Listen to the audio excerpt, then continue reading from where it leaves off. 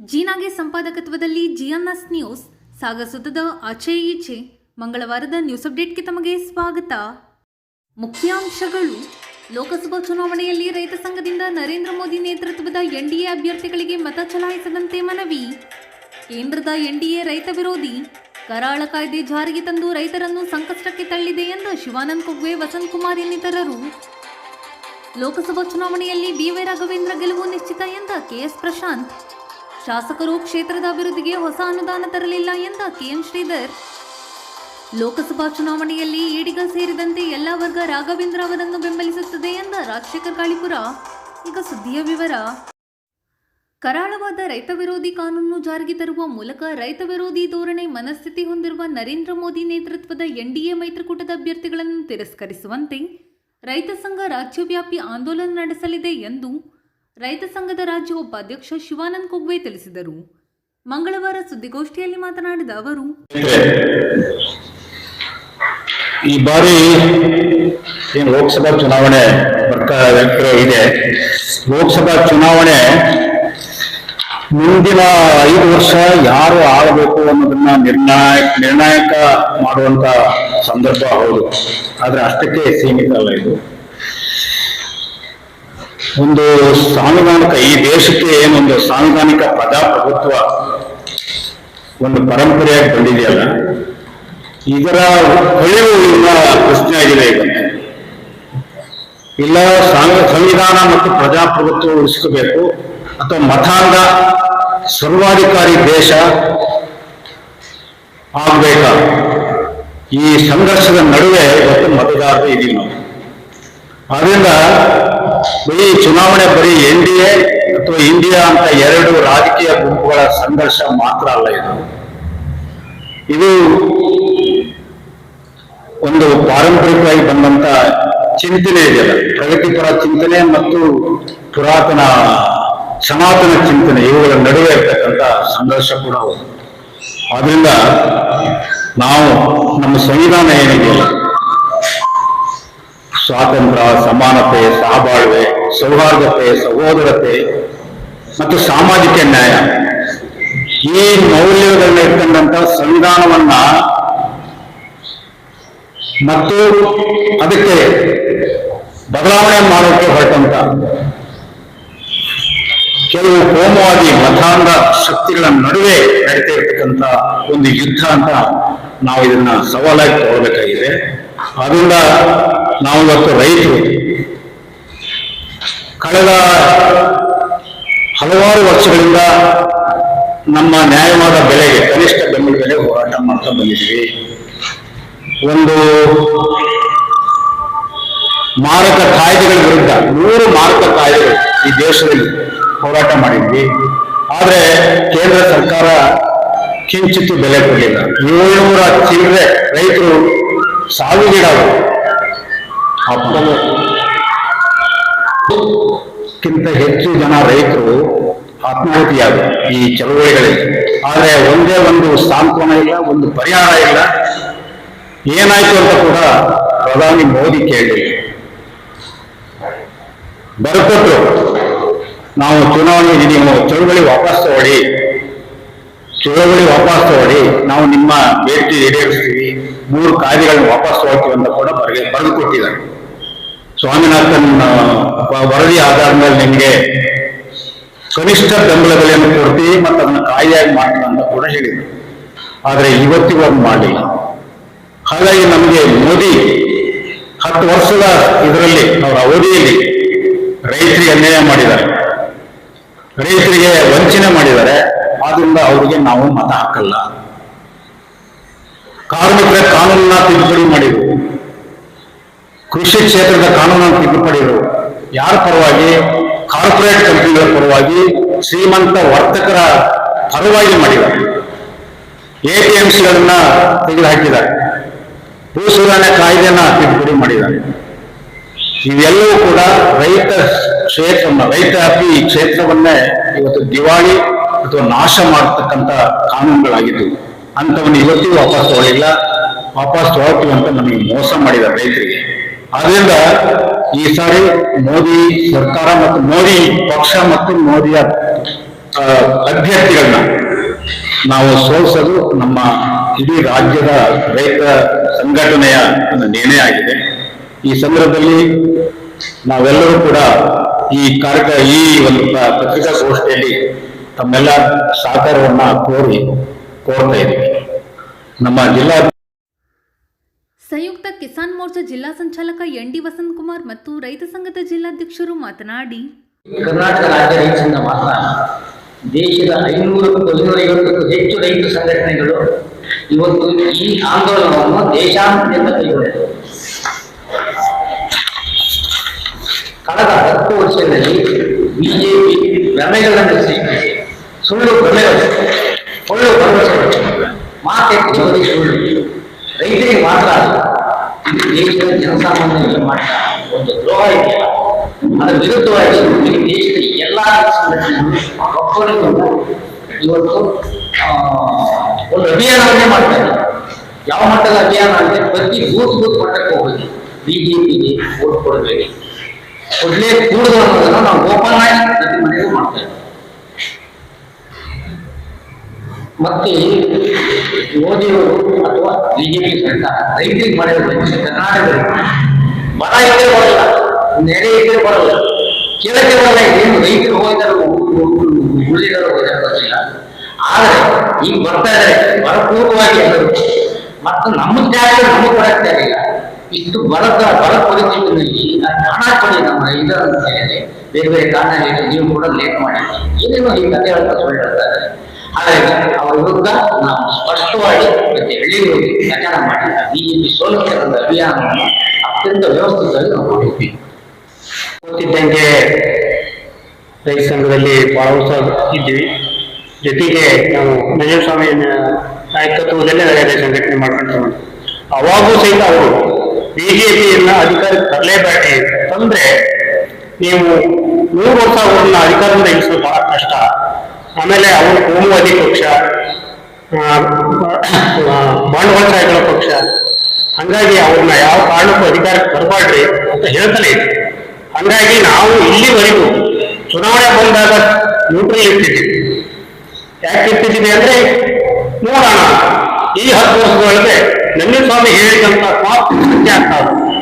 ಹಾಗಿರೋದ್ರಿಂದ ಅದನ್ನ ನಾವು ಇವತ್ತು ಬಿಜೆಪಿ ಅಧಿಕಾರಕ್ಕೆ ಬರಬಾರ್ದು ಅಂತ ಹೇಳಿ ನಾವು ಜನಾಂದೋಲನ ಬಿಜೆಪಿ ಸೋಸ ಆಂದೋಲನವನ್ನ ರಾಜ್ಯಾದ್ಯಂತ ಮತ್ತು ಕಿಸಾನ್ ಮೋರ್ಚಾದವರು ಕೈಗೊಂಡಿರೋದ್ರಿಂದ ನಾವು ರಾಷ್ಟ್ರಾದ್ಯಂತ ಮತ್ತು ರಾಜ್ಯಾದ್ಯಂತಲೂ ವಿರೋಧಿಸ್ತಾ ಇದ್ದೀವಿ. ಅವ್ರನ್ನ ಅಧಿಕಾರ ತರಬಾರ್ದು ಅಂತ ಹೇಳಿ ಅವರು ಕೆಲಸ ಮಾಡ್ತಾರೆ ಎಲ್ಲರೂ. ಅದ್ರ ಪ್ರಕಾರ ನಾವು ಇಲ್ಲಿ ಆ ಕೆಲಸ ಮಾಡ್ತೀವಿ. ಗೋಷ್ಠಿಯಲ್ಲಿ ಯುಪಿ ಜೋಸೆಫ್, ಸುಂದರ್ ಸಿಂಗ್, ಶಿವಪುತ್ರ ಗೌಡ, ಹನುಮಂತಪ್ಪ ಇನ್ನಿತರರು ಹಾಜರಿದ್ದರು. ಬಾರಂಗಿ ಹೋಬಳಿ ಜನರನ್ನು ಒಕ್ಕಲೆಬ್ಬಿಸಲು ಶಾಸಕ ಬೇಳೂರು ಅರಣ್ಯ ಸಚಿವರಿಗೆ ಪತ್ರ ಬರೆದಿದ್ದಾರೆ ಎಂದು ಬಿಜೆಪಿ ಒಬಿಸಿ ಮೋರ್ಚಾ ಜಿಲ್ಲಾ ಪ್ರಭಾರಿ ಕೆಎಸ್ ಪ್ರಶಾಂತ್ ತಿಳಿಸಿದರು.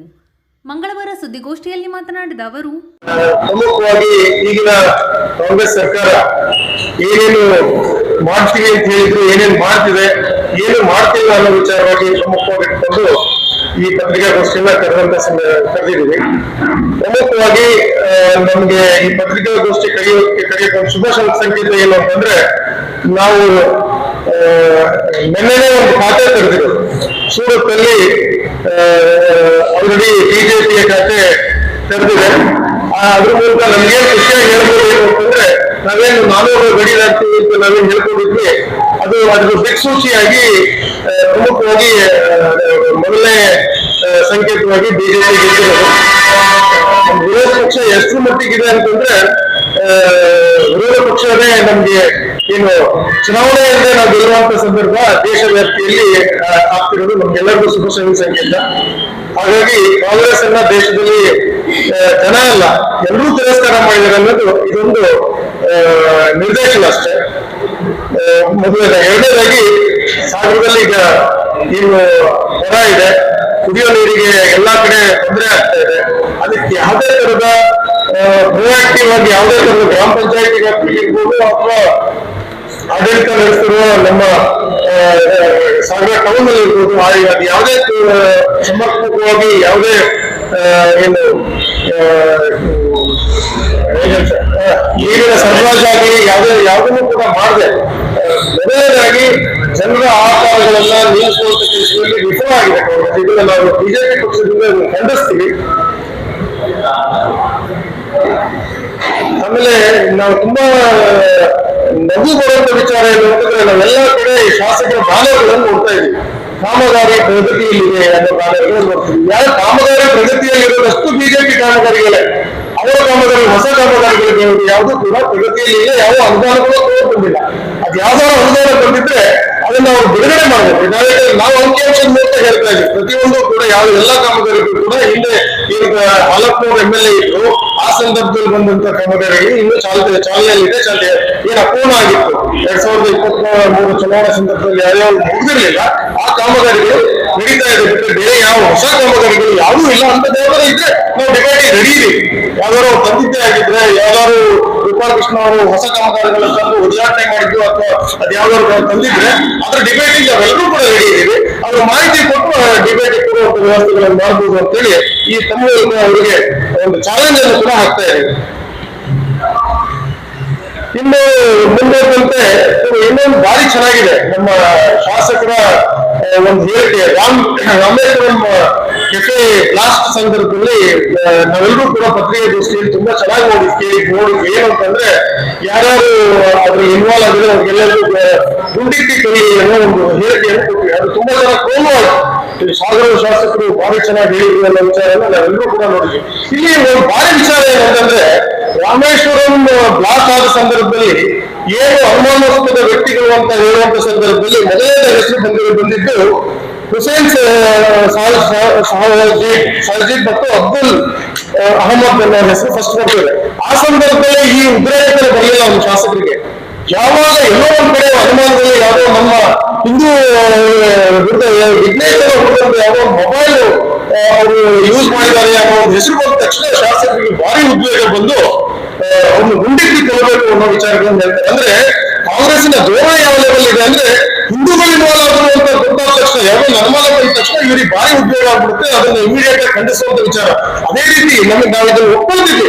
ಗುಂಡಿಕ್ಕಿ ಕೊಡುವಂತ ವಿಚಾರ ಹೇಳಿದ್ದೇನೆ, ಶಾಸಕರು ಹೇಳಿದ್ದಾರೆ, ಅದನ್ನು ಒಪ್ಕೊಳ್ಳುವಂತ ವಿಚಾರವೇ. ಯಾವಾಗ ಇದು ಮೊದಲನೇ ಬಾರಿಗೆ ಏನು ತನಿಖಾ ದಳ ಮೊದಲನೇ ಸರಿ ಹೇಳ್ತು, ನೀವು ಏನು ನಾಸೀರ್ ಹುಸೇನ್ ಅಂತ ಹೆಸರು ಬಂದಾಗ ಹೇಳಿದ್ರೆ ನಿಜವೂ ಒಪ್ಕೊಳ್ಳೋದು. ಯಾಕಂದ್ರೆ ದೇಶದಲ್ಲಿ ಯಾರ್ಯಾರು ಉಗ್ರಗಾಮಿಗಳಿದ್ದಾರೆ, ಇಂಥ ಚಟುವಟಿಕೆಗಳನ್ನು ಅದನ್ನು ಖಂಡಿಸ್ಬೇಕು. ಅವ್ರು ಗುಂಡಿಕ್ಕಿ ಕೊಡುವಂತ ಕಾನೂನು ಕೂಡ ತರಬೇಕು. ಅವಾಗಲೇ ಕೂಡ ನಮ್ಮ ದೇಶ ಸುದ್ದಿದ್ದು ಆ ಕಾನೂನನ್ನ ಮುಂದಿನ ದಿನಗಳಲ್ಲಿ ಬಿಜೆಪಿ ತರುತ್ತೆ ಅನ್ನೋ ಒಂದು ನಂಬಿಕೆ ನಮಗಿದೆ. ಹಾಗೆ ಮೊನ್ನೆ ನ್ಯಾಯ ಪ್ರಕರಣದಲ್ಲಿ ನಮ್ಮ ಹೆಣ್ಮಕ್ಳು ಹೊರಗಡೆ ಹೋಗ್ತಾ ಇರುವಂತ ಒಂದು ಪರಿಸ್ಥಿತಿ ನಿರ್ಮಾಣ ಆಗಿದೆ. ಇವತ್ತಿನ ಈ ಕಾಂಗ್ರೆಸ್ನ ದುರಾಡಳಿತ ಮತ್ತು ಏನು ನಮಗೆ ರಕ್ಷಣೆ ಕೊಡುವಲ್ಲಿ ಇಡೀ ಕಾಂಗ್ರೆಸ್ ಸರ್ಕಾರ ರಾಜ್ಯಾದ್ಯಂತ ವಿಫಲ ಆಗಿರೋದು, ಇದನ್ನ ಖಂಡಿಸ್ತೀವಿ. ಮತ್ತೆ ಅದನ್ನು CBI ತನಿಖೆ ಕೊಡಬೇಕು ಅನ್ನೋದು ಕೂಡ ನಮ್ಮ ಈ ವೇದಿಕೆ ಮೂಲಕ ಕಾಂಗ್ರೆಸ್ ಸರ್ಕಾರಕ್ಕೆ ನಾವು ಆಗ್ರಹ ಕೂಡ ಕಾರ್ಮಿಕ ಸವಲತ್ತು ಇರ್ಬೋದು ಎಲ್ಲರೂ ಕೂಡ 70% ಕಟ್ ಡೌನ್ ಮಾಡಿದ್ದಾರೆ. ಅಂದ್ರೆ ₹100ಗೆ ₹70 ಕಟ್ ಡೌನ್ ಮಾಡಿದ್ದಾರೆ. ಇದು ಬಡವರಿಗೋಸ್ಕರ ಹೋಗುವಂತ ಕೊಟ್ಟಂತ ಸವಲತ್ತುಗಳು. ಆ ಸವಲತ್ತುಗಳನ್ನ ಕಸ್ಕೊಂಡಿದ್ದಾರೆ. ಬಡವರು ಬಡ ಅಂತ ಘೋಷಣೆ ಮಾಡಿದಂತ ಸರ್ಕಾರ ಬಡವರಿಗೆ ಕೊಡುವಂತ ಸವಲತ್ತುಗಳನ್ನು ಕಸ್ಕೊಂಡ್ರೆ ಎಷ್ಟು ಕೊಟ್ಟು ಬಡವರು ಕೊಡೋ ಸರ್ಕಾರ ಅನ್ನೋದನ್ನ ನಾವು ಪ್ರಶ್ನೆ ಮಾಡ್ತಾ ಇದೀವಿ. ಯಾಕಂದ್ರೆ ಅವ್ರು ಹೊರಬಂದಿದ್ದ ಡಿಬೇಟಿಗೆ ಹೇಳ್ಬೇಕಲ್ಲ, ಅವರು ಯಾಕೆ ಕಟ್ ಡೌನ್ ಮಾಡಿದಿರಿ, ಯಾವ ವಿಚಾರಕ್ಕೆ ಇಟ್ಕೊಂಡು ಕಟ್ ಡೌನ್ ಮಾಡಿದಿರಿ. ಯಾಕಂದ್ರೆ ನಿಜವಾದ ಸರ್ಕಾರ ₹100 ಕೊಡ್ತಾ ಇದ್ರೆ ಮುಂದಿನ ಸರ್ಕಾರ ಭರವಸೆ ಏನು ಕೊಟ್ಟಿರುತ್ತೆ, ನಾವು ₹110 ಕೊಡ್ತೀವಿ ಅನ್ನೋ ಭರವಸೆ ಕೊಡುವಂತ ವಿಚಾರ ಇಟ್ಕೊಂಡು ಬಿಟ್ಟು ಕೊಡುವಂತ ₹100 ₹70 ಕಟ್ ಡೌನ್ ಮಾಡುವಂತ ವಿಚಾರಗಳು ಎಷ್ಟು ಮಟ್ಟಿಗೆ ಸರಿ, ಅದನ್ನ ನೀವು ನಿಮ್ಮ ಮೂಲಕ ನಾವು ಪ್ರಶ್ನೆ ಮಾಡ್ತಾ ಇದ್ದೀವಿ. ಹಾಗೇನೆ ನಮಗೆಲ್ಲರಿಗೂ ಗೊತ್ತಿದೆ, ನಾವು ಈ ಭಾಗದಲ್ಲಿ ರಾಜ್ಯದಲ್ಲಿ ರೈತರಿಂದನೇ ಪ್ರತಿಯೊಂದು ನಡೆಯುತ್ತಿರುವಂತ ರೈತರೇ ತಂದಿರೋದು ನಮ್ಮ ರಾಜ್ಯದಲ್ಲಿ. ಏನು ಅಕ್ರಮ ಸಕ್ರಮದಲ್ಲಿ ಕರೆಂಟ್ ಅನ್ನ ತಗೊಳ್ಳೋದು, ಬೋರ್ ಮೇಲೆ ಕರೆಂಟ್ ಅನ್ನು ತಗೊಂಡ್ರೆ ಮುಂಚಿನ ಸರ್ಕಾರ ಹಿಂದೆ ರೈತ ವಿಚಾರ ಆಗಿತ್ತು ಅಂದ್ರೆ ಬೋರ್ ಹೊಡೆದ ನಂತರದಲ್ಲಿ ಅದಕ್ಕೊಂದಿಷ್ಟು 12,000 ₹20,000 ಕಟ್ಟರೆ ಅಲ್ಲಿ ಕನೆಕ್ಷನ್ ಕೊಟ್ಟು TC ಹಾಕುವಂತ ವಿಚಾರ, ರೆಗ್ಯುಲರೈಸ್ ಮಾಡುವಂತ ಒಂದು ಕಾನೂನು ಅಕ್ರಮ ಸಕ್ರಮದ ಅಡಿಯಲ್ಲಿ. ಈಗ ಹೇಗಿದೆ ಅಂದ್ರೆ 20,000 ಕಟ್ಟಲೇಬೇಕು, ಬಾಕಿ ಎಲ್ಲದನ್ನೂ ನಾವೇ ಮಾಡ್ತೇವೆ. ಅಂದ್ರೆ ಡಿಸಿನೂ ನಾವೇ ಹಾಕ್ಸ್ಕೋಬೇಕು, ಲೈನು ನಾವೇ ಹೇಳ್ಕೋಬೇಕು, ಇದೆಲ್ಲ ನಮ್ಮ ಖರ್ಚಲ್ಲಿ ಮಾಡ್ಬೇಕು. ಈ ಖರ್ಚು ಇವತ್ತಿನ ಲೆಕ್ಕಾಚಾರ 3 ರಿಂದ 6 ಲಕ್ಷ ಯಾಕಂದ್ರೆ ಡಿಪೆಂಡ್ಸ್ ಅಪಾನ್ ದ ಡಿಸ್ಟೆನ್ಸ್. ಆ ಡಿಸ್ಟೆನ್ಸ್ ಮೇಲೆ 3 ರಿಂದ 6 ಲಕ್ಷ ಬೀಳಂತಂದ್ರೆ ರೈತರ ಮೇಲೆ ಬೆಲೆ ಹೇಳುವಂತ ಸರ್ಕಾರನೇ ಬಂದಿರೋದು. ಹೇಳೋದಕ್ಕೆ ಮಾತ್ರ ನಾವು ಭಾಗ್ಯ ಕೊಡ್ತಿದೀವಿ, ಮತ್ತೊಂದು ಕೊಡ್ತಿದೀವಿ, ಗೃಹಲಕ್ಷ್ಮಿ ಅಂತ. ನಮ್ದು ಲಕ್ಷ್ಮಿ ಹೊರಗಡೆ ಹೋದ್ರೆ ಇನ್ಯಾರು ಬಂದು ಏನ್ ಚಾಕು ಹಾಕ್ತಾರೋ ಅನ್ನೋ ಭಯಭೀತ ವಾತಾವರಣ ನಿರ್ಮಾಣ ಮಾಡಿಟ್ಟಿದ್ದಾರೆ ಈಗಿನ ಸರ್ಕಾರ. ಒಂದು ಒಳ್ಳೆ ವಾತಾವರಣ ಕೂಡ ಇಲ್ಲ. ಆ ರೀತಿಯ ಒಂದು ವ್ಯವಸ್ಥೆನ ನಿರ್ಮಾಣ ಕಾಂಗ್ರೆಸ್ ಸರ್ಕಾರ ಬಂದ ಮೇಲೆ ಗೃಹಲಕ್ಷ್ಮಿಯಿಂದ ಅಂತಲ್ಲ, ನಾನು ಹೇಳಿದ್ದು ಕರೆಕ್ಟ್ ಆಗಿ ನೀವು ಕೇಳಿಸ್ಕೊಳ್ಳಿಲ್ಲ, ನಿಮ್ಮ ರೆಕಾರ್ಡ್ ಇಟ್ಟು ಅದನ್ನ ಮತ್ತೆ ವಾಪಸ್ ತಿಳ್ಕೊಂಡು ನಾ ಹೇಳಿದ್ದೇನೆ. ಗೃಹಲಕ್ಷ್ಮಿಗಳನ್ನು ಕೊಟ್ಟು ಒಳ್ಳೇದಾಗುತ್ತೆ ಅಂತ ಹೇಳಿ ನಮ್ಮ ಲಕ್ಷ್ಮಿಗಳು ಹೊರಗಡೆ ಹೋದಾಗ ಚಾಕು ಹಾಕುವಂತ ಸಂದರ್ಭ ಬಂದು ಉಲ್ಬಣ ಆಗಿದೆ ಅಂತ ಹೇಳಿ ಮತ್ತು ಎಕ್ಸ್ಪೀರಿಯನ್ಸ್ ಅಂದ್ರೆ ಅವರ ಅನುಭವದ ಆಧಾರದ ಮೇಲೆ ಚುನಾವಣೆ ಮಾಡ್ತಾ ಇದ್ರು. ಆ ಚುನಾವಣೆಯಲ್ಲಿ ನಮ್ಮ ಅಭ್ಯರ್ಥಿ ಡಿ.ವೈ. ರಾಘವೇಂದ್ರ ಅವರು ತುಂಬಾ ಉತ್ತುಂಗದಲ್ಲಿದ್ದಾರೆ. ಏನು ಪ್ರತಿಸ್ಪರ್ಧಿ ಆದಂತ ಏನು ಕಾಂಗ್ರೆಸ್ಸಿನ ಅಭ್ಯರ್ಥಿಗಿಂತ ಯಾವ್ದ್ರಲ್ಲಿ ಕೆಳಗಿದ್ದಾರೆ, ಅದು ಯಾವ್ದು ಸರಿಸಮಾನ ಅಂತ ಹೇಳೋದೇ ಬರಲ್ಲ. ಯಾಕಂದ್ರೆ ಅವ್ರಿಗೆ 3 ಮಾರ್ಕ್ಸ್ ಕೊಟ್ಟರೆ 1 ಮಾರ್ಕ್ಸ್ ಕೊಡದೇ ಇರುವಂತ ವ್ಯವಸ್ಥೆಗಳಿದೆ. ಅಭಿವೃದ್ಧಿ ಅಂದ್ರೆ ಏನು ಅಂತ ಗೊತ್ತಿಲ್ಲದೆ ಇರುವಂತ ಕಾಂಗ್ರೆಸ್ಸಿನ ಅಭ್ಯರ್ಥಿ, ಶಿವಮೊಗ್ಗದ ಏನ್ ವಿಧಾನಸಭೆ ಲೋಕಸಭಾ ವ್ಯಾಪ್ತಿ ಎಷ್ಟಿದೆ ಅಂತ ಗೊತ್ತಿಲ್ಲದೆ ಇರುವಂತ ಲೋಕಸಭಾ ಅಭ್ಯರ್ಥಿ, ಯಾವ್ಯಾವ ಬೂತ್ ನಲ್ಲಿ ಏನೇನಿದೆ, ಇಲ್ಲಿ ಸಮಸ್ಯೆಗಳೇನಿದೆ ಅಂತ ತಿಳ್ಕೊಳ್ಳಾರ್ದಂತ ಲೋಕಸಭಾ ಅಭ್ಯರ್ಥಿ, ನಮ್ಮ ಅಭ್ಯರ್ಥಿ ಪ್ರತಿ ಗ್ರಾಮ ಪಂಚಾಯತಿ ವಿಚಾರದಲ್ಲೂ ಕೂಡ ಗ್ರಾಮ ಪಂಚಾಯತಿಯಲ್ಲಿ ಏನ್ ನಡೀತಾ ಇದೆ ಅಂತ ತಿಳ್ಕೊಂಡಿರುವಂತ ಲೋಕಸಭಾ ಅಭ್ಯರ್ಥಿ ನಮ್ಮ ಅಭ್ಯರ್ಥಿ ರಾಘವೇಂದ್ರ ಅವರು. ಪ್ರತಿ ಗ್ರಾಮ ಪಂಚಾಯತಿಗೂ ಕೂಡ ಅವ್ರದೇ ಆದಂತ ರೀತಿಯಲ್ಲಿ ಅನುದಾನ ಇರ್ಬೋದು ಅಥವಾ ಸಮುದಾಯ ಭವನಗಳಲ್ಲಿ ಎಲ್ಲಾ ಸಮುದಾಯಗಳು ಈ ಚುನಾವಣೆಯಲ್ಲಿ ಸಾರ್ವತ್ರಿಕವಾಗಿ ಎಲ್ಲಾ ಸಮುದಾಯಗಳು ಇನ್ಕ್ಲೂಡಿಂಗ್ ಮುಸಲ್ಮಾನರು, ಕ್ರೈಸ್ತರು ಕೂಡ ನಮ್ಮ ಜೊತೆಗಿದ್ದಾರೆ. ಈ ಸರಿ ಅವರೆಲ್ಲರೂ ಕೂಡ ನಮ್ಮ ಜೊತೆಗೆ ಬಂದು ನರೇಂದ್ರ ಮೋದಿ ಅವರನ್ನ ಪ್ರಧಾನಮಂತ್ರಿ ಮಾಡೋದ್ರಲ್ಲಿ ಮತ್ತು ಡಿ.ವೈ. ರಾಘವೇಂದ್ರ ಅವರನ್ನ ಲೋಕಸಭಾ ಸದಸ್ಯರನ್ನು ಮಾಡೋದ್ರಲ್ಲಿ ಅವರೆಲ್ಲರೂ ಕೂಡ ಕೈ ಜೋಡಿಸ್ತಾರೆ. ನಮ್ಮ ಅಭ್ಯರ್ಥಿ ಯಾವುದೇ ಕಾರಣಕ್ಕೂ 2.5 ಲಕ್ಷಕ್ಕಿಂತ ಜಾಸ್ತಿ, ನಮ್ಮ ರಾಜಶೇಖರ್ ಗಾಳಪುರ ಅವರು ಹೇಳಿದಂಗೆ 2.5 ಲಕ್ಷಕ್ಕಿಂತ ಜಾಸ್ತಿ ಅತಿಯಾದ ಲೀಡಲ್ಲೇ ನಾವು ಗೆಲ್ತೀವಿ. ಅದಕ್ಕೆ 100% ಸತ್ಯ. ಬಿಜೆಪಿ ಹಿರಿಯ ಮುಖಂಡ ಕೆ.ಎನ್. ಶ್ರೀಧರ್ ಮಾತನಾಡಿ, ಹೇಳ್ತಾರೆ. ಆಮೇಲೆ ಹಲವಾರು ಜನ ತುಂಬಾ ಅವ್ರಿಗೆ ಸಪೋರ್ಟ್ ಮಾಡಿದ್ರು. ಕಳೆದ ಎಲೆಕ್ಷನ್ ನಲ್ಲಿ ತುಂಬಾ ಮುತುವರ್ಜಿಯಿಂದ ಸಪೋರ್ಟ್ ಮಾಡಿದ್ರೆ ಮೊನ್ನೆ ಅವರ ನಡವಳಿಕೆ, ಅವರ ಕಾರ್ಯವೈಖರಿ ಬೇಸರಿಸು ಬಿಜೆಪಿ ಸೇರಿದೆ. ನಿಮ್ಗೆಲ್ಲ ಗೊತ್ತಿಲ್ಲ. ಇನ್ನೊಂದು ವರ್ಷ ಬಿಜೆಪಿ ಸೇರುವ ತಯಾರಿಯಿದ್ದಾರೆ. ಅಂದ್ರೆ ಅದು ಸಮಯ ನೋಡಿ ಸೇರುವ ಒಂದು ಪ್ರಯತ್ನದಲ್ಲಿದೆ. ಹಾಗೆ ಈಗ ಕಾರ್ಯವೈಖರಿ ಎಲೆಕ್ಷನ್ ಪೂರ್ವದಲ್ಲಿ ಇದ್ದ ಒಂದು ವಿಶ್ವಾಸ ಕಾಂಗ್ರೆಸ್ ಕಾರ್ಯಕರ್ತರಿಗೆ ಈಗಿನ ಶಾಸಕರಲ್ಲಿ ಆಗಿದ್ದು ಪಕ್ಷದಲ್ಲ.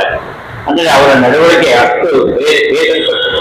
ಅವರ ವ್ಯವಹಾರಗಳು, ಆಡಳಿತ ನಡೆತಕ್ಕಂಥದ್ದು, ಮಾತುಗಳು, ಮತ್ತೆ ಸುಳ್ಳು ಹೇಳ್ತಕ್ಕಂಥದ್ದು. ಸರ್ಕಾರ ಒಂದು ಅನುಮಾನ ಇವತ್ತು ನೋಡಿ ಬಂದಿದೆ. ಈ ಹೊಸ ಸರ್ಕಾರ ಬಂದ್ಮೇಲೆ ಅವ್ರು ಗ್ಯಾರಂಟಿ ಯೋಜನೆ ದುಡ್ಡು ಖರ್ಚು ಮಾಡ್ತಾ ಇದ್ದಾರೆ. ಅಭಿವೃದ್ಧಿಗೋಸ್ಕರ ನಮ್ಮ ತಾಲೂಕು ಯಾವ ಅನಿಸ್ಬೋದು.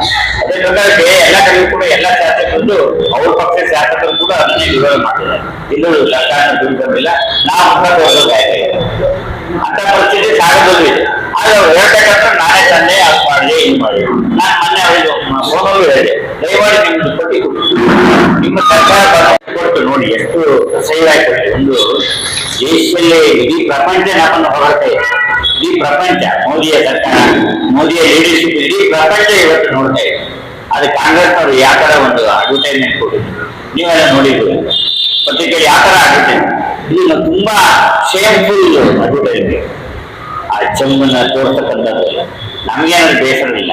ಅವರು ಕಾಲಿಗೆ ಚೆಂಬು ಕೊಟ್ಟಿದ್ರು, ನಾವು ಅಕ್ಷಯ ಪಾತ್ರಾಗಿ ಅದನ್ನ ಮುಂದುವರಿಸ್ತೇವೆ. ಹಾಗಾಗಿ ಅದನ್ನ ಉತ್ತಮವಾಗಿ ಅದನ್ನ ಆ ಚೆಂಬನ್ನು ತುಂಬಿ ಜನಕ್ಕೆಲ್ಲ ತುಂಬಿ ಜನ ಮನಸ್ಸು ಕೂಡ ತುಂಬಿ ಇಡೀ ದೇಶ ಮತ್ತೊಮ್ಮೆ ಮೋದಿ ಪ್ರಧಾನಿ ಆಗಲಿ ಅಂತ ಹರಿಸ್ತಾರೆ.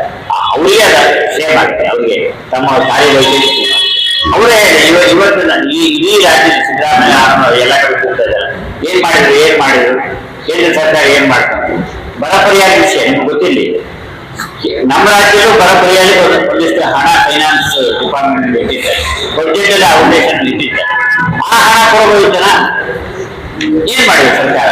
₹1 ಬರ ಪರಿಹಾರ ನಮ್ಮ ತಾಲೂಕಲ್ಲಿ ₹1 ಪರಿಹಾರ ಬರಲಿಲ್ಲ. ಅದೇ ಪ್ರಕಾರ ಎಲ್ಲ ತಾಲೂಕನ್ನು ಎಷ್ಟು ಭೀಕರ ಬರ ಇದೆ ಅಂದ್ರೆ 15 ಬರ ಇದೆ. ಕೇಂದ್ರ ಸರ್ಕಾರ ಕೊಟ್ಟಿಲ್ಲ ದೂರದ ಬದಲು ನಮ್ಮ ಸರ್ಕಾರ ಕೊಡ್ಬೋದಿತ್ತಲ್ಲ, ಇವರದ್ದು ದುಡ್ಡಿದ್ರೆ ಕೊಡ್ಬೋದಿತ್ತಲ್ಲ. ಈಗ ಕರ್ನಾಟಕ ದುಡ್ಡಿದ್ರೆ ಕೇಂದ್ರ ಸರ್ಕಾರ ಕೇಳ್ಬೋದಿತ್ತಲ್ಲ. ಕೇಂದ್ರ ಸರ್ಕಾರ ಕೊಡೋದಿಲ್ಲ ಅಂತ ಹೇಳಿಲ್ಲ, ದುಡ್ಡಿಗೊಂದು ನಿಯಮ ಇದೆ, ಆ ನಿಯಮದ ಪ್ರಕಾರ ಕೊಡ್ತೇವೆ ಅಂತ ಹೇಳಿ. ಈಗ ಮೊನ್ನೆ ಸುಪ್ರೀಂ ಕೋರ್ಟ್ ಕೇಸ್ ಹಾಕಿದವರು ಅಲ್ಲಿ ಹೇಳ್ತೇವೆ, ನಾವು ಕೊಡ್ತೇವೆ, ಕೊಡೋದಿಲ್ಲ ಅಂತ ಹೇಳಿಲ್ಲ. ಅದೊಂದು ನಿಯಮ ಇದೆ, ಆ ನಿಯಮ ಪಾಲನೆ ಮಾಡಿ ಕೊಡ್ತೇವೆ. ಅದು ನನ್ನ ಪ್ರಶ್ನೆ ಏನಂದ್ರೆ, ಇವ್ರಿಗೂ ನಮ್ಮ ರಾಜ್ಯ ಪ್ರತಿ ರಾಜ್ಯಕ್ಕೂ ಪ್ರತಿ ವರ್ಷದ ಬಡ್ಜೆಟ್ ನಲ್ಲಿ ಬರ ಅಥವಾ ಅತಿವೃಷ್ಟಿ ಆದಾಗ ಅವರಿಗೆ ಪರಿಹಾರ ಕೊಡ್ಲಿಕ್ಕಾಗಿ ತಮ್ಮದೇ ಆಗಿರ್ತಕ್ಕಂಥ ಡೀಸೆಲ್ ಹಣ ಇದೆಯಲ್ಲ, ಆ ಡೀಸೆಲ್ ಹಣ ಉಪಯೋಗ ಮಾಡ್ಬೋದಿಲ್ಲ. ಯಾಕೆ ಕೊಡ್ಲಿಲ್ಲ? ಯಾಕೆ ಹೊರಟಿ ಡಬ್ಬಿ ಕಮಿಷನ್ ಹೆಡ್ಡಿಗೆ ಒಂದಿಷ್ಟು ಹಣ ಕೊಡ್ತಿದ್ರು, ಆ ಹಣನ ಎಲ್ಲ ಕಡೆ ಉಪಯೋಗ ಆಗ್ತಿತ್ತು. ಎಲ್ಲೆಲ್ಲಿ ಬರ ಬಂದಿದೆ, ಎಲ್ಲೆಲ್ಲಿ ಅತಿವೃಷ್ಟಿ ಬಂದಿದೆ, ಎಲ್ಲೆಲ್ಲಿ ಅನಾಹುತವಾಗಿದೆ ಆ ದುಃಖ. ಇವತ್ತು ಡಬ್ಬಿ ಕಮಿಷನ್ ಹೆಡ್ಡಲ್ಲಿ ಜೀರೋ ಇದೆ, ಜೀರೋ. ಹಾಗಾಗಿ ಇದನ್ನ ನಾನು ನಿಮ್ಮ ಮೂಲಕ ಹೇಳಂತೆ, ಸರ್ಕಾರ ನಮ್ಮ ಸರ್ಕಾರ ಬಂದಿದೆಯಲ್ಲ, ಕಾಂಗ್ರೆಸ್ ಸರ್ಕಾರ, ಇದು ಯಾಕೆ ಕೊಡ್ಲಿಲ್ಲ ಅದನ್ನ ಯಾಕೆ ಹೇಳ್ತಾ ಇಲ್ಲ ಅವರು? ಅದನ್ನ ಹೇಳಂತ ನೀವೊಬ್ಬರು ವಕೀಲರಾಗಿ ಜಿಲ್ಲಾ ಪಂಚಾಯಿತಿ ಮಾಜಿ ಸದಸ್ಯ ರಾಜಶೇಖರ್ ಗಾಳಿಪುರ ಮಾತನಾಡಿ, ಕಾಂಗ್ರೆಸ್ ಅಭ್ಯರ್ಥಿ ಬಹುಶಃ ಹಿಂದೆ ಚುನಾವಣೆ ನಿಂತು 10 ವರ್ಷ ಹಿಂದೆ, ಮತ್ತೆ ಆ ನಂತರ ಎಲ್ಲೂ ಕೂಡ ಕಾಣಿಸ್ಕೊಳ್ಳದೆ ಇವಾಗ ಮತ್ತೆ ಪುನಃ ಚುನಾವಣೆ ಬಂದಿರ್ತಕ್ಕಂಥದ್ದು ಮತ್ತೊಂದು ಗೊತ್ತಿಲ್ಲ.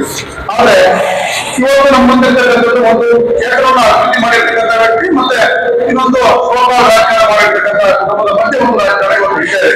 ಆದ್ರೆ ಇವತ್ತು ನಮಗೆ ಗಮನಿಸಿರ್ತಕ್ಕಂಥದ್ದು ಬಹುಶಃ ನಾವು ಏನೂ ಕೂಡ ಅಭಿವೃದ್ಧಿಯನ್ನು ಮಾಡದೆ ಇವತ್ತು ನಾವು ಮೇಲ್ನೋಟದ ಮೇಲೆ ಸರ್ಕಾರದ ಹೆಸರನ್ನು ಹೇಳ್ಕೊಂಡು ಇವತ್ತು ರಾಜಕಾರಣ ಮಾಡ್ಕೊಂಡು ಒಂದ್ ಕಡೆ ಆದ್ರೆ, ಇಲ್ಲಿ ನಮ್ಮ ಕೈಲಿರ್ತಕ್ಕಂಥ ಲೋಕಲ್ ಸಾಹಿತ್ಯ ನೇರವಾಗಿ ಕೇಂದ್ರವನ್ನ ಅಭಿವೃದ್ಧಿ ಮಾಡಿ ಇವತ್ತು ನಮಗೆ ಮತ ಕೇಳತಕ್ಕಂಥ ನೈತಿಕತೆ ಇಟ್ಕೊಂಡು ರಾಜಕಾರಣ ಮಾಡ್ತಕ್ಕಂಥದ್ದು. ಆದ್ರೆ ನಾನು ನಿನ್ನೆ ಪತ್ರಿಕೆ ನೋಡಿದೆ, ನಮ್ಮ ಈ ಕೇಂದ್ರದ ಶಾಸಕರು ಟವರ್ ಇಲ್ಲ ಅಂತಕ್ಕಂಥದ್ದು ಕೂಡ ಹೇಳ್ತಿದ್ದಾರೆ. ಆದ್ರೆ ನಮ್ಗೆ ಗೊತ್ತಿರಲಿ, ಬಹುಶಃ 239 ಟವರ್ಗಳನ್ನ ಈ ಕ್ಷೇತ್ರಕ್ಕೆ ಈಗಾಗಲೇ ಮಂಜೂರಾತಿ ಮಾಡಿ ಕೆಲಸ ಕೂಡ ನಡೀತಾ ಇದ್ದಾರೆ. ಅದರಲ್ಲಿ ನಮ್ಮ ತಾಲೂಕು ಹೋಬಳಿಗೆ 19 ಸಾಗರ ತಾಲೂಕಿಗೆ ಒಟ್ಟು 97 ಟವರ್ಗಳು ಇಲ್ಲಿ ಬಂದಿದೆ. ಆದ್ರೆ ಸ್ವತಂತ್ರ ಬಂದಾಗಿಂದ ಕೂಡ ಇವರೇ ಸರ್ಕಾರ ನಡೆಸಿ ಬಂದು ಸಂಪೂರ್ಣವಾಗಿ ಅಭಿವೃದ್ಧಿ ಮಾಡತಕ್ಕಂಥ ಜವಾಬ್ದಾರಿ ಇವರೇ ಹೊರಗಾಗಿದೆ. ಆದ್ರೆ ಅದು ಕೂಡ ಇವತ್ತಿನ ಆಗಿಲ್ಲ. ಯಾವುದೇ ಕಾಮಗಾರಿಗಳು ಇವತ್ತಿನೂ ಕೂಡ ಈಗ ಪ್ರೆಸೆಂಟ್ ಮಾಡೋ ಸಂದರ್ಭದಲ್ಲಿ ಎಲ್ಲಾ ಕಾಮಗಾರಿಗಳು ಮನಸ್ಸಿದ್ದಾರೆ ಅಂತಂದ್ರೆ ನಮ್ಮ ನಾಯಕರಾಗಿರ್ತಕ್ಕಂಥ ಅಥವಾ ಆರೋಪಗಳು ಹಿಂದೆ ಶಾಸಕರ ಸಂದರ್ಭದಲ್ಲಿ ಸಂಪೂರ್ಣವಾಗಿ ಕೇಂದ್ರದ ಅಭಿವೃದ್ಧಿ ಒತ್ತು ಕೊಟ್ಟು ಬಹಳಷ್ಟು ಒಂದು 100 ಕೋಟಿ ತಂದಿರಲ್ಲ ಆ ಕಾರ್ಯಕ್ರಮಗಳು ಇವಾಗ ನಡೀತಾ ಇದ್ದಾವೆ. ಆ ಕಾರ್ಯಕ್ರಮಗಳನ್ನ ಮೊದಲಿಗೆ ಅಂತ ಹೇಳಿ ಒಂದು ಬಹುಶಃ ಇಲ್ಲಿ ನಮ್ಮ ಹೊಸನಗರ ಕ್ಷೇತ್ರಕ್ಕೆ ನೋಡಿದ್ರೆ ಬಹಳಷ್ಟು ನಮ್ಮಲ್ಲಿರ್ತಕ್ಕಂಥ ಯುವಕರು ಲಾರಿ ಇವತ್ತೆಲ್ಲ ಉದ್ಯೋಗ ಮಾಡತಕ್ಕಂಥ ಸಂದರ್ಭದಲ್ಲಿ ಇವತ್ತು ಬಹಳ ನದಿಯ ಒಂದು ದೊಡ್ಡ ದಂಧೆ ನಡೀತಾ ಇದೆ. ಆ ಶಾಸಕರ ಜೊತೆಗೆ ಇರ್ತಕ್ಕಂಥ ಏನೋ ಒಂದು ಬದಲಾವಣೆ ಇದೆ, ಅವರು ಇವತ್ತು ಬಹಳ ದಂಧೆ ಮಾಡತಕ್ಕಂಥದ್ದು ಕೂಡ ನಮ್ಮ ಬಹುಶಃ ಬಹಳಷ್ಟು ಜನ ನಮ್ಮ ಭಾರತೀಯ ಜನತಾ ಪಕ್ಷ ಕಾರ್ಯಕರ್ತ ನಾಯಕರನ್ನ ವಚನ ಮಾಡ್ತಕ್ಕಂಥದ್ದು, ಈ ತರದ ಒಂದು ಗುಂಡಾಗಿರಿಯನ್ನ ಮಾಡ್ತಕ್ಕಂಥದ್ದು ಕೂಡ ನಮ್ಮ ಮುಂದೆ ಇದಾವೆ. ಇದೆಲ್ಲದನ್ನು ಕೂಡ ಈ ಕ್ಷೇತ್ರ ಬಹಳ ಸೂಕ್ಷ್ಮವಾಗಿರ್ತಕ್ಕಂಥ ಗೋಪಾಲವರು ಪ್ರತಿಷ್ಠಿರ್ತಕ್ಕಂಥ ಕ್ಷೇತ್ರ ಇದು. ಹಾಗಾಗಿ ಕ್ಷೇತ್ರ ಬಹಳ ಸೂಕ್ಷ್ಮ ಮಾತಾಡಿದ್ದಾರೆ. ಆ ಕಾರಣದಲ್ಲಿ ಇದೆಲ್ಲದನ್ನು ಕೂಡ ಗಮನದಲ್ಲಿಟ್ಟುಕೊಂಡು ನಮ್ಮಲ್ಲಿ ಇರ್ತಕ್ಕಂಥ ಒಬ್ಬ ಸಭ್ಯ ಅಭ್ಯರ್ಥಿಗೆ ಬಹಳ ಅನುಕೂಲಕರವಾದ ವಾತಾವರಣ ಇರೋದ್ರಿಂದ ಮನಸ್ಥಿತಿ ನಮ್ದಾಗಿದೆ. ಹಾಗಾಗಿ ನಮಗೆ ಯಾವುದೇ ರೀತಿಯಲ್ಲಿ ನಮಗೆ ಚುನಾವಣೆಗೆ ಕ್ಷೇತ್ರಕ್ಕೆ ಹೋಗಿ ನಾವು ಮತವನ್ನು ಕೇಳಿದ ಸಂದರ್ಭದಲ್ಲಿ ಜನರೇ ಈ ಬಾರಿ ನಾವು ರಾಜೇಂದ್ರವರಿಗೆ ಮತವನ್ನು ಕೊಟ್ಟೇವೆ ಕೂಡ ಜನರೇ ಎಲ್ಲರೂ ಹೇಳ್ತಾ ಇದ್ದಾರೆ. ಹಾಗಾಗಿ ನಮಗೆ ಅದೊಂದು ನಮಗೆ ಬಹಳ ಸಂತೋಷ ಆಗಿರ್ತದೆ. ಈಗಿರುವರು ಹಿಂದೆ ಇರ್ತಕ್ಕಂಥ ಚುನಾವಣೆ ಬೇರೆ, ಈ ಸಂದರ್ಭದಲ್ಲಿ ಬಹಳಷ್ಟು ಈಗಿಗೂ ಕೂಡ ನಮಗೆ ನಾವು ಇದೇ ನಮಗೆ ಪ್ರಭಾವ ಮಾಡ್ತಿರತಕ್ಕಂಥದ್ದು ಹೇಳೋದು ನೋಡ್ರೆ ಬಹುಶಃ ನಮಗೆ ಒಂದು 2 ಲಕ್ಷ ಹತ್ತಿರದಲ್ಲಿ ನೀವು ರಾಜ್ಯದಲ್ಲಿ ಗೆಲ್ತಾ ಇರ್ತಕ್ಕಂಥದ್ದು ಕೂಡ ಬಹಳ ಸ್ಪಷ್ಟ ಇದೆ. ಗೋಷ್ಠಿಯಲ್ಲಿ ದೇವೇಂದ್ರಪ್ಪ ಯಲಕುಂದ್ಲಿ, ಹೂಬಾ ಅಶೋಕ್, ವಿ ಮಹೇಶ್, ಚಂದ್ರಕಾಂತ್, ರಾಧಿಕಾ ಪೈ ಇನ್ನಿತರರು ಹಾಜರಿದ್ದರು. ಇದು ಮಂಗಳವಾರದ ಸಮಗ್ರ ಸುದ್ದಿ. ನಿರಂತರ ಸುದ್ದಿಗಾಗಿ ನೋಡ್ತಾ ಇರಿ GNS ನ್ಯೂಸ್. ನಮಸ್ಕಾರ.